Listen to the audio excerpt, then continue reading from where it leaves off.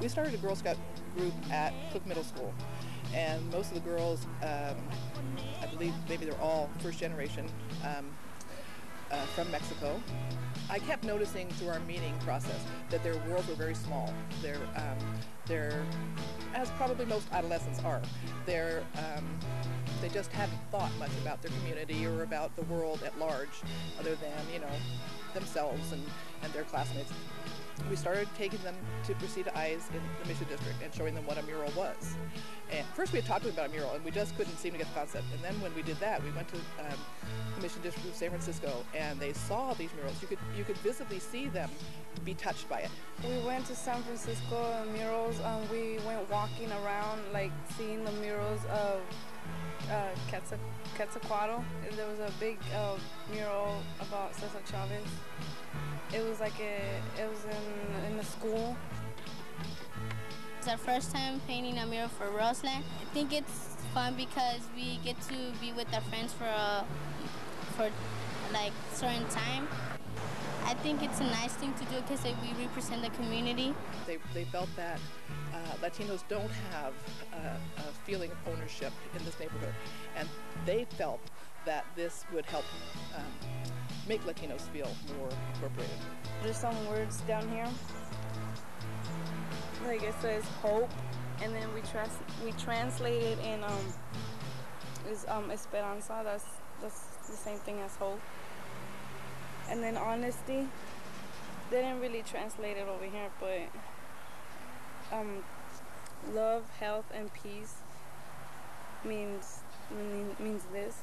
Amor, salud, y paz. And then we started a process with the artist, Brian, where he just had them sketch.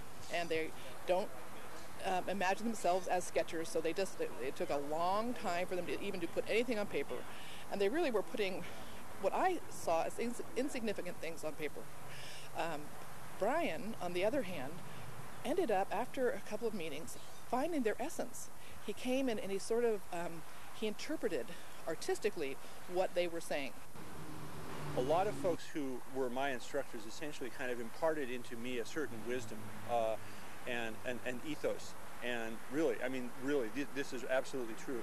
And I sort of want to impart this into them, largely by treating them with respect and treating the mural, although my standards are really high. I'm trying to treat the mural almost as if it were a joke. It's kind of like this big fun thing that we can now do, you know. I'm also trying to reach out to them in my extremely limited, crude, pre-high school Spanish. They have a lot of challenges just in their daily existence. They don't have a lot of money. They are getting paid for this project. That is huge to them. We have laid down expectations of work ethic, and if they are on the scaffolding, they need to wear their hard hats. Their faces will be about 4 feet by 4 feet big. They'll be really significant. And I knew that they got it when, on the first day, when we came down, and one of the girls looked at the mural across the way, and she goes, "Whoa, this is going to be up forever. I can tell people that I did this. This is in my neighborhood."